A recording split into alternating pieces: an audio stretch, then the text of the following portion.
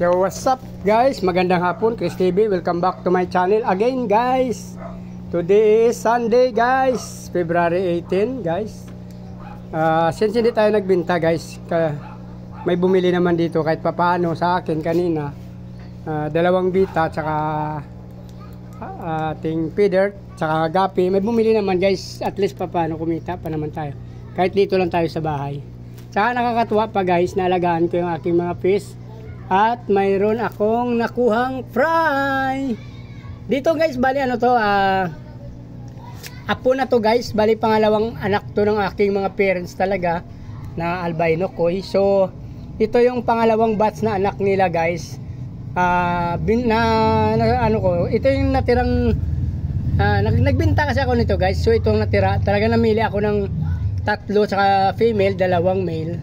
Siniperate ko sila guys para dagdag sa aking future breeder.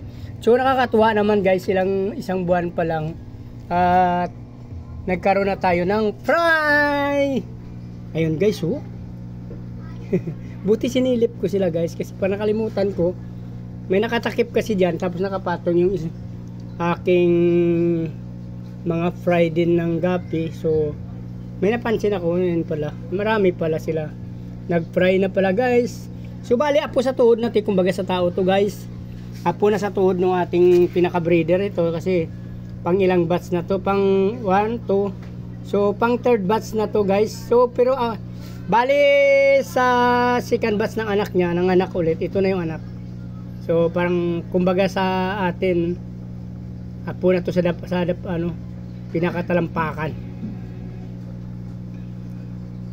Dami din guys. So kahit first drop lang guys, siguro isang female lang ang nabuga nito. So 2, 4, 6, 8, 10, 12, 14. Sa 14 ang bilang ay 15. So okay na rin guys, first drop pa lang nila guys. Since akala ko nga hindi pa sila nagbe-breed guys, kasi parang semi-adult pa lang tingin ko sa kanila, niliit pa nila guys. Oh. Pero hindi ko akalain na mag-drop pala guys. Ayun, oh. Kahit pa paano, ito talagang maganda dito sa feeder tsaka sa albino, since galing sila sa juvenile, bigla na lang sila nag-breed kasi pinagsama natin. So wala namang diferensya. Pasensya na, disclaimer na sa mga talaga magagaling na mga breeder, sa mga expert na talaga. Pero ako kasi, pagka gusto ko sa juvie, pagka nagkurso na daan ko, hinihiwalay ko na kagad sila. Kumukuha na kagad ako ng future breeder guys. Kasi hindi naman talaga natin perfect na minsan dire-diretso yung ating breeder. Minsan meron talagang pagkakataon na mamatay yung male or female. So ang akin naman, ginagawa ko para hindi ako mawala ng mga production ng fry, since nagbibenta tayo sa labas. So kumukuha na kagad tayo ng future breeder every batch guys. So yun ang ginagawa natin. So like sa mga parents nito guys, yung pinakalulo nila, tong pinaka breeder ko talaga ito, namatay na kayong yung isang female. So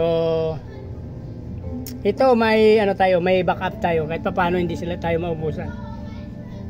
So yun ang ginagawa ko guys lang sa para hindi tayo maubusan ng mga fry. Bawat batch kukuha ko ng mga future breeder. So nakatuwa naman at nanganak na guys ito.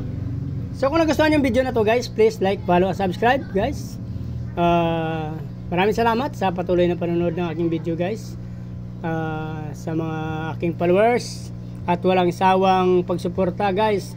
Mabuhay kayo hanggang gusto nyo. Maraming salamat guys. Bye bye.